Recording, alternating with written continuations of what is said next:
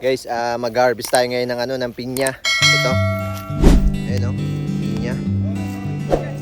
Guys, yung mga ganito, pag ganito ba may hinog na pag may takip na ito, kinukuha na isang pinya.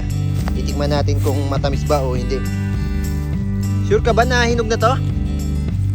Ayan guys, kukuha tayo, titikman natin kung matamis na. Yun hinog na ba talaga yan? Ayun ay, daming mata. Ano kaya? Wow! Kuhanap lang ito. Suka. Ayasin nga. Ngayon lang ba Jay may nahinog dyan? Ngayon lang. Ngayon lang talaga? Ngayon lang ito na.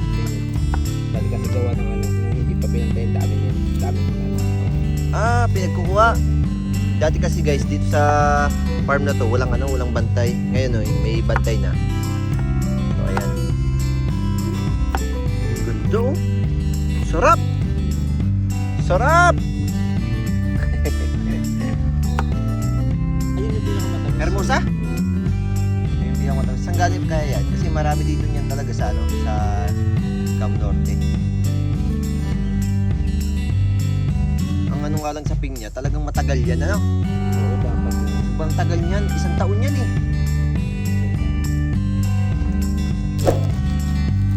Dito sa YouTube na.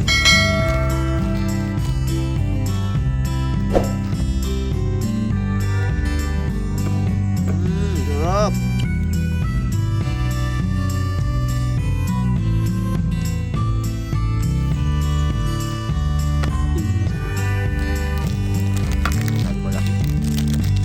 Gugududan na naman. Kamay mo na!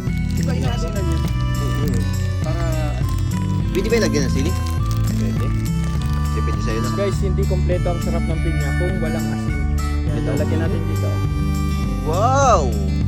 Pilang. Guys, titikman natin kung masarap. Ang tamis! Guys, ang tamis! Ang lasa? Sarap? Tamis? Sige. Sarap pala isang sauce sa asin. Agad Kasi talaga magpapasarap dito, ayun Madami asin, Malawang kuha.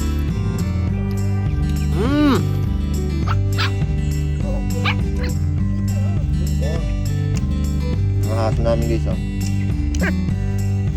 kukulit na mga cute. Pwede pa tayo mag-adapt ng Guys, sa tingin nyo, ano pa kaya pwedeng itanim dito? Kasi may lupa pa dito May mga bakante pa. Mas meron pa dito sa likod. Ito, ayun Sa tingin nyo, ano kaya maganda pwedeng itanim dyan? Ito guys, yung aming munting farm. Oo nga. Oh, pinya mo.